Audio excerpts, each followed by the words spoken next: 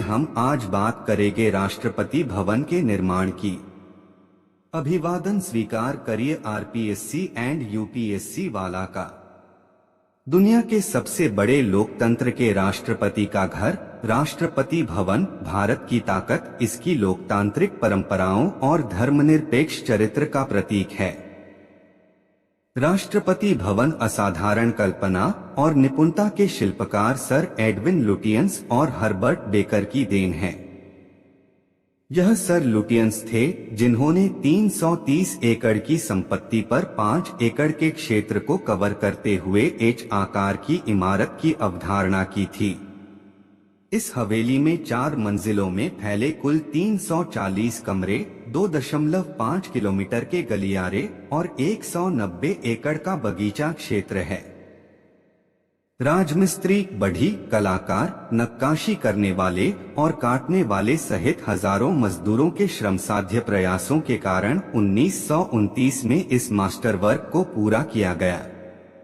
आज का राष्ट्रपति भवन साम्राज्यवादी वर्चस्व और शक्ति का प्रतीक होने के नाते यह आज भारतीय लोकतंत्र और इसकी धर्मनिरपेक्ष, बहुवचन और समावेशी परंपराओं का प्रतीक है।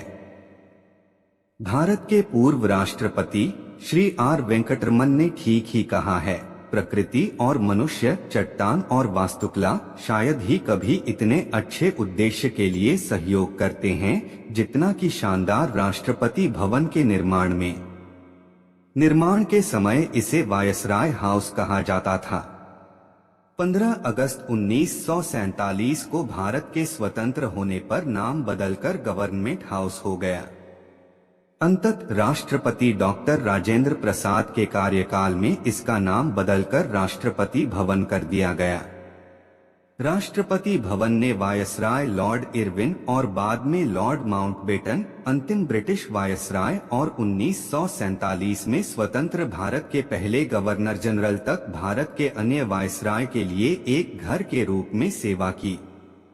लॉर्ड माउंटबेटन ने पंडित जवाहरलाल को प्रधानमंत्री की शपथ दिलाई।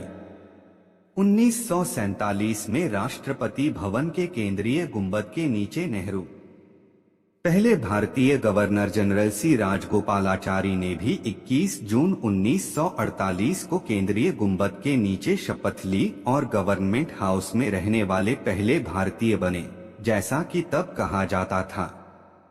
हालांकि इस राजसी राष्ट्रपति महल की भव्यता राजगोपालाचारी के बहुत ही विनम्र व्यवहार से दंग रह गई थी। वायसराय के कमरे को रहने के लिए बहुत शाही देखकर वह अपने व्यक्तिगत उपयोग के लिए छोटे कमरों, अब राष्ट्रपति भवन का फैमिली विंग कहा जाता है, में स्थानांतरित हो गया। इसका अनुसरण भवन के सभी बाद के निवासियों द्वारा किया गया है। तत्कालीन वायसराय के कमरों को राज्य और सरकार के प्रमुखों और उनके प्रतिनिधिमंडलों के ठहरने के लिए अतिथि विंग में परिवर्तित कर दिया गया है। भारत के पहले राष्ट्रपति के रूप में डॉक्टर राजेंद्र प्रसाद ने पदभार ग्रहण करने के बाद वर्ष 1950 में राष्ट्रपति भवन को अपने निवास के रूप में लिया। यह तथ्य बहुत कम ज्ञात है कि महात्मा गांधी स्वतंत्र भारत के राजनीतिक प्रमुखों से बहुत पहले नवनिर्मित वायसराय हाउस के शुरुआती आगंतुक थे। वायसराय ने उन्हें एक बैठक के लिए आमंत्रित किया था जिसे विंस्टन चर्चिल ने विरोध किया था। फिर भी ब्रिटिश नमक कर के विरोध के निशान के रूप में महात्मा गांधी अपनी चाय में जोड़ने के लिए नमक अपने साथ ले गए।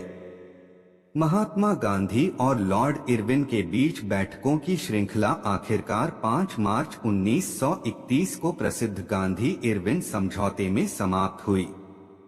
स्वतंत्रता के बाद से राष्ट्रपति भवन ने रक्षा अलंकरण समारोहों की मेजबानी की है, अपने नेताओं को शपथ दिलाई है, अपने बहादुरों और उपलब्धि हासिल करने वालों को सम्मानित किया है, विश्व नेताओं के भाषणों को सुना है, विभिन्न देशों के साथ समझौतों और संधियों पर हस्ताक्षर किए हैं, अन्य त्योहारों के साथ भारत की स्वतंत्रता और गणतंत्र दिवस समारोह मनाए हैं।